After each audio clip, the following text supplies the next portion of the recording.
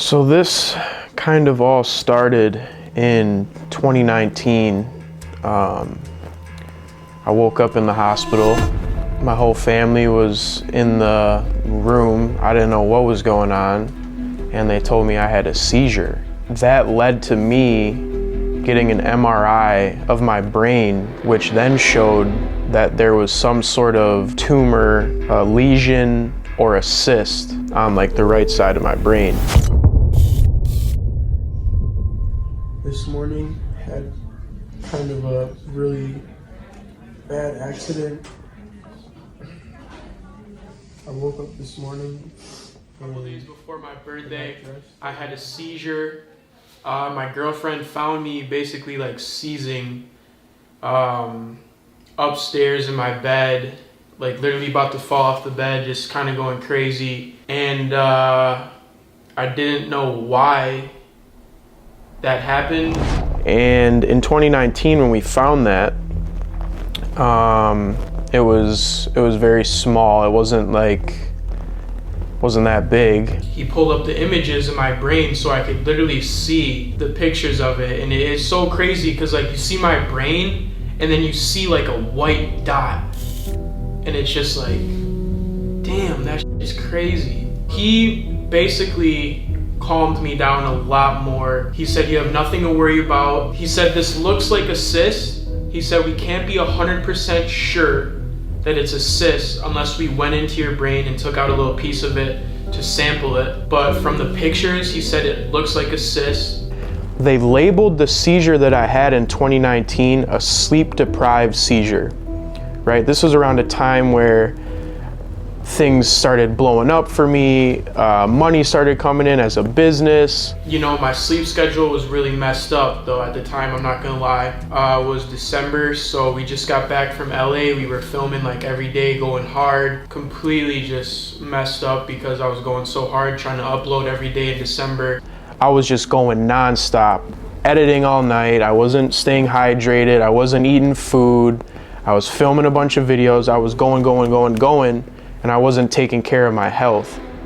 And when I was in the hospital, they're like, you're extremely dehydrated, you're extremely tired and exhausted. We think that this was a sleep-deprived seizure. My doctor is pretty much saying, well, it's in an area that can cause seizures. Do I think it caused you a seizure? I don't think so. I think you had a sleep-deprived seizure because you met your stress levels at the top of the threshold, and that's when your body just had a seizure. Could I have prevented it? 100%.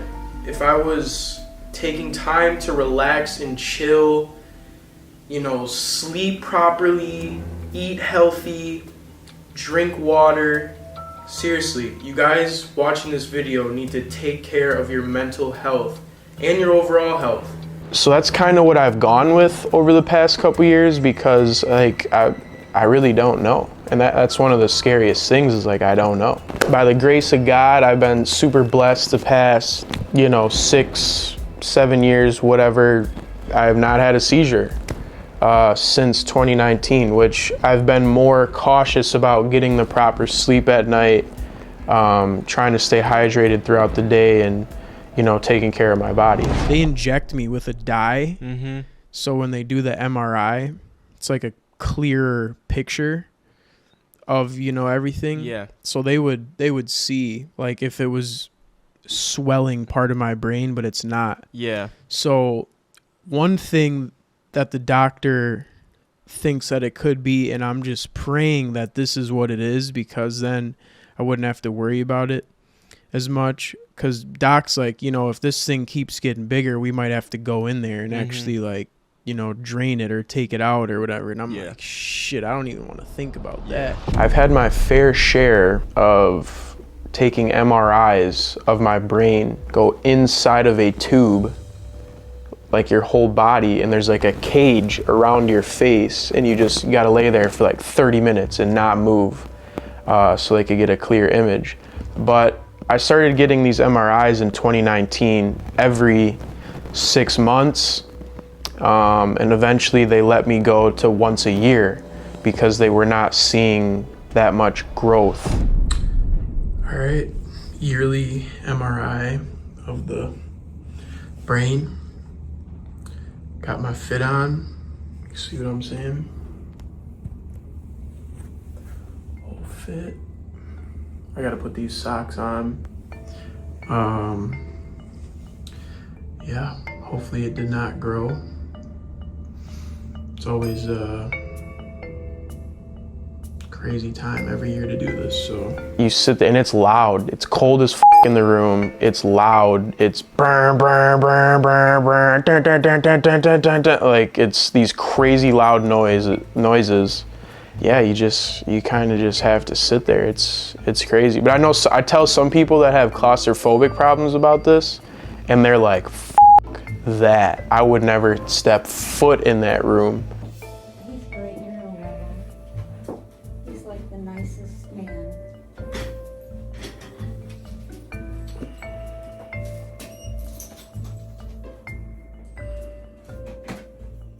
I usually do my MRI in the morning, and then I meet with my neurosurgeon right after my MRI so he could read me the results the day of. It kind of works out nicely like that. I get into the office after my MRI, vibes are good, doctor comes in, you know, all these good things, and then all of a sudden, boom, you just feel the vibe totally shift in the room when he pulls up my images of my brain on the computer, because he goes like, we found something that we haven't seen before. And I'm just like, what the f does that mean?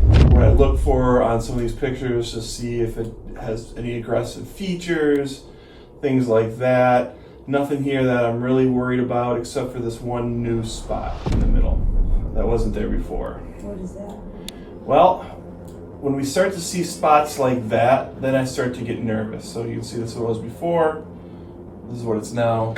Could be nothing. Could be something that's changing in this. Could be something that we need to do something about. So the question becomes, what do we do now? So you can see the cyst, you can see the growth from 2019 until now. But you then see a small little dot in the middle of the cyst, and I'm sitting there and I'm just like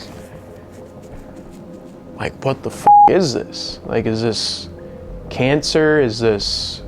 He hasn't told me yet. I'm just I'm freaking. I haven't said anything to him, but I'm like freaking out in my head. Then all of a sudden he says, well, I want you to meet with my partner. But I'm going to want you to meet one of my new partners, not due to neurosurgery, but someone who deals with stuff like this a lot more.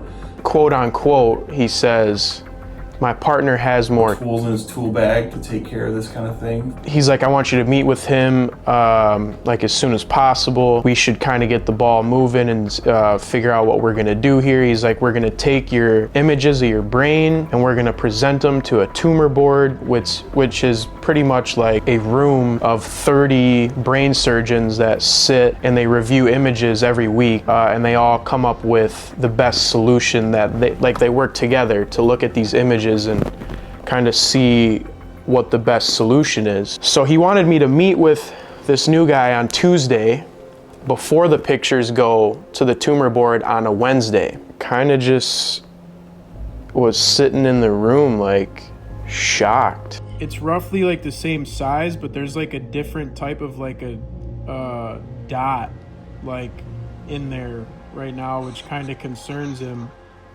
So they're gonna present it to the tumor board Wednesday, but he wants me to meet with his brain surgeon partner on Tuesday to see if I like the guy, just in case they gotta go in there and take it out or figure out what it is. I can take it out. I got a shot.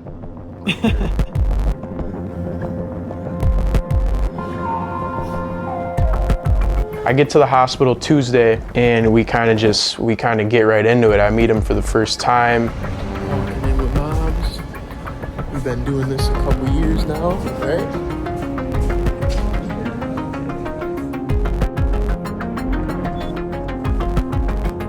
You know, he says the same thing like I've been saying. We found this dot in there. It's something is changing in there. We need to do something about this. And that's when he told me that I'm gonna need brain surgery. And when I heard that, my heart just dropped.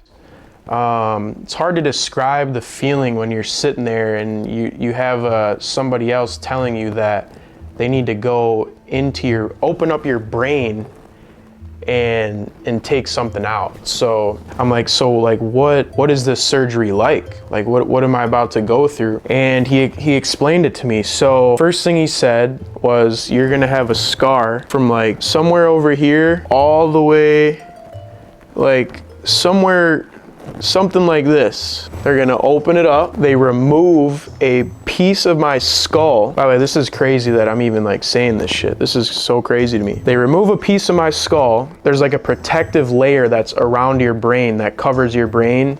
He described it as a water balloon. Cut that open. They'll open that up and then they have access to my brain. Now, the crazy part is about this surgery is they're actually gonna be removing a piece of my brain permanently, which is very scary because they can't say for sure what that's gonna do to me. Holy shit. I don't even know how I'm feeling.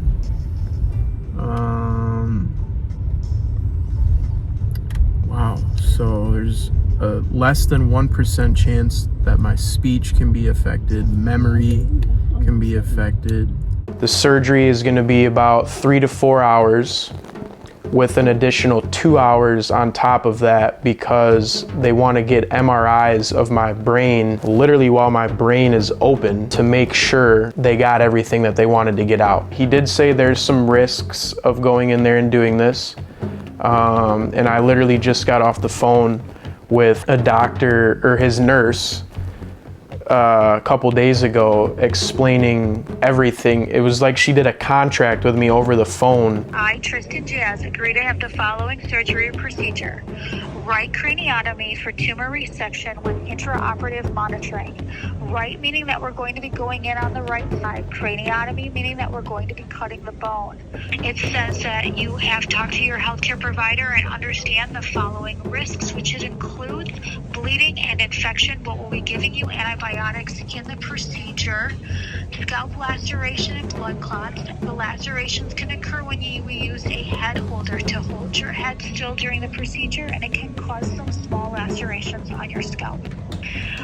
It says there's a risk of stroke. While we feel the risk is rare, it is possible and it can cause weakness, loss of vision, and loss of speech. There's a risk for a cerebral spinal fluid leak, but there are things we can do to correct that. There's a risk for hoarseness and difficulty swallowing from the use of a breathing tube. And as with all surgeries, there's an inherent risk for a need for further surgery, heart attack, seizure, numbness and tingling, injury to nearby nerves and structures, and injury to nearby blood vessels.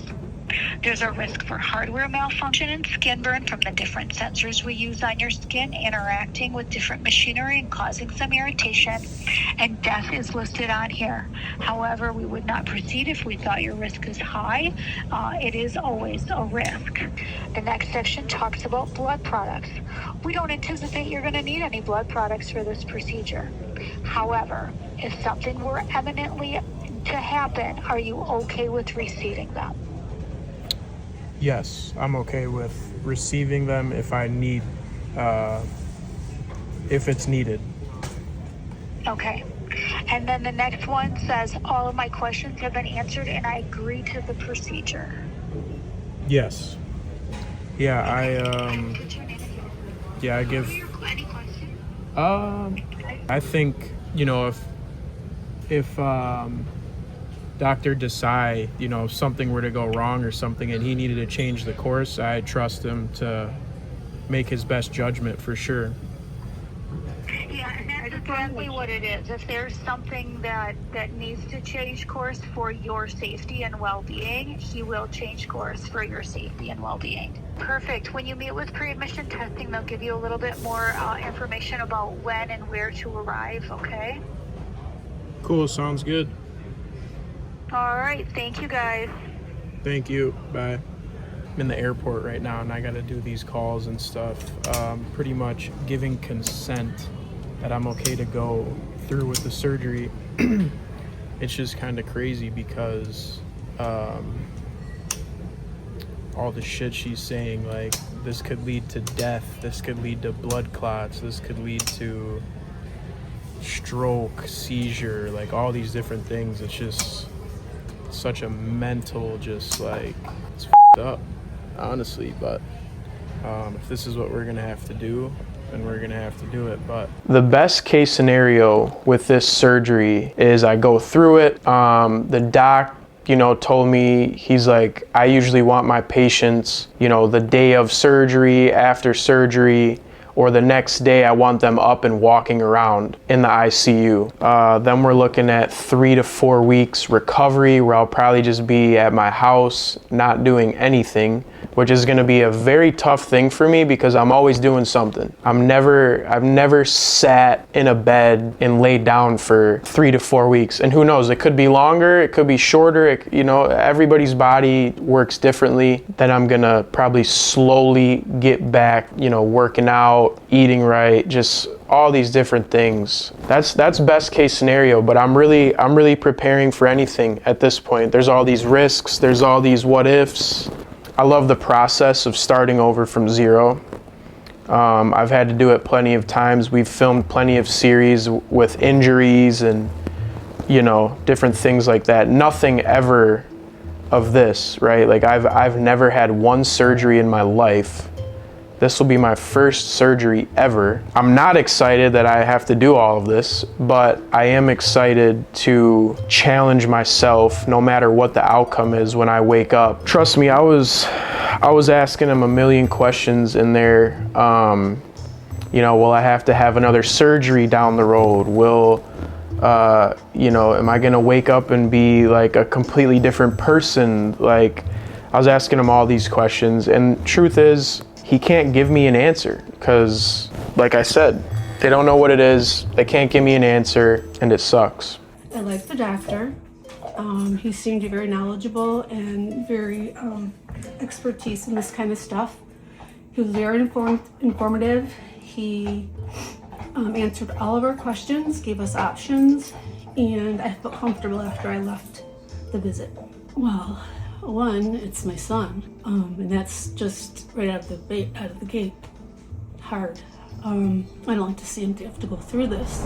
I could definitely keep this private for family and friends and go ghost on my social media platforms, and I could probably repurpose a bunch of old content and be posting that. But for me, I've always kind of documented these battles that I've gone through, whether it's an injury, whether it's me throwing myself in the fire playing professional basketball. I've always loved documenting these different experiences, and this one is completely different from any of that. And I think I wanted to film all of this and document everything because it's going to be such a tough battle and a tough time that I just want to show anybody out there that whether you're going through a brain surgery, heart surgery, anything that could be, scary, like, I'm a human too. Yeah, I got all this social media stuff going on and everything I do, but I'm a human just like you guys, and we're all gonna go through things in life. It might not be the prettiest things, you're gonna have horrible days, you're gonna have great days. You can go through anything and bounce back. It sucks, yes, but I'm excited to document this whole process and share my journey with you guys.